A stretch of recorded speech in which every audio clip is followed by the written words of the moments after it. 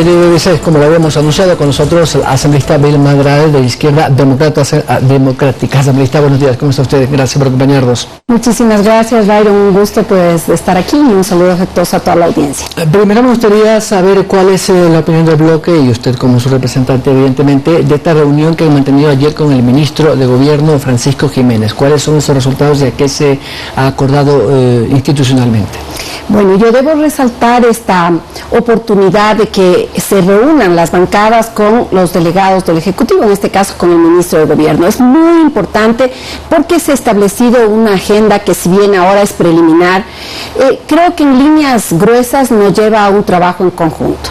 Primero, sobre una base que todos los ecuatorianos saben. El presidente de la República es el que define la política económica, tributaria y fiscal. Y además que tiene constitucionalmente también la capacidad del veto. Es decir, todas las normas que se aprueban en la Asamblea pasan por el veto. Si llegamos a una inútil confrontación, ya sabemos cómo pueden derivar las leyes y también sabemos lo que ocurre en la Asamblea con el tratamiento de las propuestas de gobierno. Lo que aquí se ha establecido, y un tema que me parece relevante, es trabajar sobre los ejes más importantes, y esa fue la propuesta que llevó Izquierda Democrática sobre lo que requiere el país. Cómo enfrentar la inseguridad, que ahora es el mayor problema del país, entre los dos organismos. Igualmente el tema del desempleo. Estamos viendo en el país apenas 3 de cada 10 ecuatorianos tienen empleo pleno, es decir, tienen seguridad social, un contrato de trabajo. 7 de cada 10 están básicamente en la desocupación, sobreviviendo. Y también se ha tratado que algunas otras normas, como el tema de la seguridad social y como el tema de la ley de inversiones, que ustedes saben que fue archivada en la Asamblea Nacional, puedan enviarse las propuestas como proyectos, como anteproyectos, y trabajarlos de manera conjunta para que no exista este bloqueo. Ahora, hay un proyecto de ley que ya la Comisión de Seguridad la ha tratado, justo conversamos ayer con el presidente Narváez, y decía pues prácticamente que está ya para que la pongan a aprobación del Pleno. En este articulado de la Ley de Uso Progresivo de la Fuerza, ¿cuál es la posición de ustedes? ¿Van a votar a favor? ¿Conocen el documento? ¿Creen que está, digamos, perfectible pero mejorado de lo que fue la propuesta original? Bueno, sí, la hemos trabajado. Justamente yo intervine en el segundo debate para plantear, por ejemplo, cómo se le da estas potestades para que las Fuerzas Armadas y sobre todo la Policía Nacional pueda defenderse y pueda actuar frente a las bandas delincuenciales. Tenemos que proteger a la Policía Nacional, y ahí, por ejemplo, observábamos que las investigaciones, para que se garanticen también que haya independencia, deben ser de fuera del entorno policial, porque también hay que apoyar a la policía, pero también permitir que los ciudadanos no sientan vulnerado el derecho cuando hay una protesta, por ejemplo. Y yo he planteado también la necesidad de que a las mujeres policías que actúan de manera valiente, sostenida, que realmente son el 10% del grupo de policías a nivel nacional, necesitan también un tratamiento diferenciado, especial, con mucho más apoyo, más capacitación.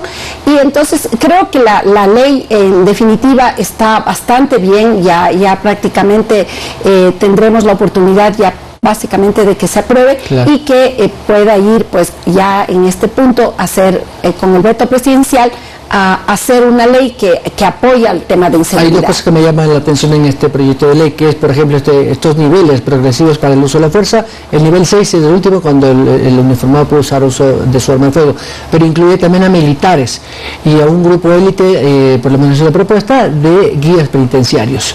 ¿También están de acuerdo con esto?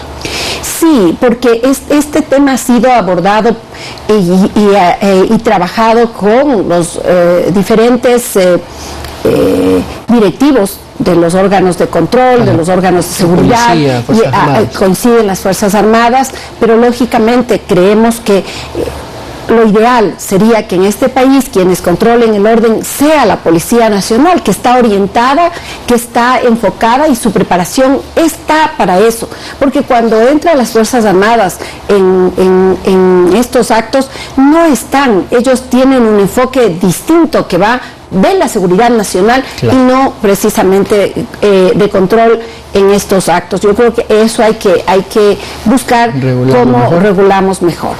Asambleísta, ya en temas internos de la organización hemos visto que en las últimas semanas y días, prácticamente hace 2 días, ha sido separada una asambleísta, la asambleísta miembro del CAL, Joana Moreira, que además tuvo algunas discrepancias con su colega legisladora Yesenia Guamaní, el mismo bloque, por la votación en esa sesión del CAL a propósito de este informe del asambleísta Esteban Torres, por el formalismo básicamente. También se suma la de Alejandro Jaramillo y pues así también podemos poner otros casos, pero se está desarmando el bloque de la izquierda democrática, está perdiendo capacidad de gestión en cuanto a ser un bloque representativo en la Asamblea cuando pierde 2 importantes miembros. Bueno, no podemos ocultar el sol con un dedo. Sí, estamos viviendo momentos complejos dentro de la bancada. Yo aspiro que realmente podamos establecer líneas de trabajo que nos permitan trabajar en unidad. Yo seguí de cerca la sesión que se transmitía del Consejo Administrativo de la Legislatura, y yo le debo decir que la compañera Yesenia Guamaní actuó en derecho, porque no es el simple formalismo de una denuncia, apreciado Byron y quienes nos escuchan, que estaba fundamentada para que se llegue a la investigación de la presidenta de la Asamblea, pero el que firmaba era otra persona. Era Luis Fernando Torres, claro, no era Esteban Torres Cobo. En ese momento se presenta un documento notariado en el que se reconoce las firmas. Ese no es el procedimiento.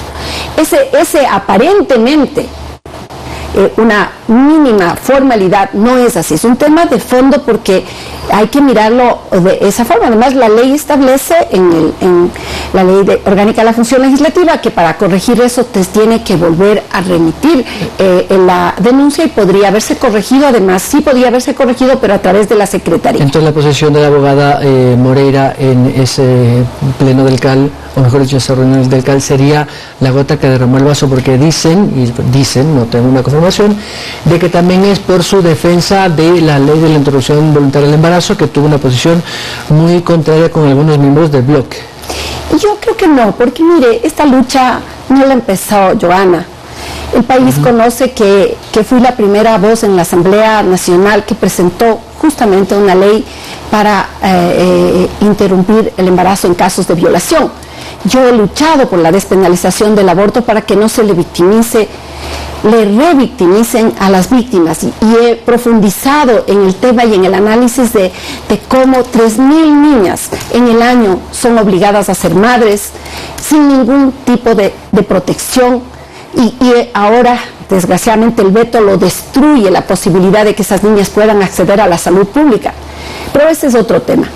Eso no, porque el partido que yo lo presidí también incluimos en nuestros planes y en nuestras acciones. Lo que pasa es que el presidente del partido sí entregó la posibilidad de que quienes estaban, que decían que es por tema de conciencia, de su libertad de conciencia, de objeción de conciencia, puedan votar de diferente manera. Más bien son otros aspectos internos, y desgraciadamente estas posiciones en el CAL que han sido recurrentes, que desgraciadamente se ha tomado esa decisión, que yo lamento, la verdad, lamento, porque son apreciada colega que está en esta situación.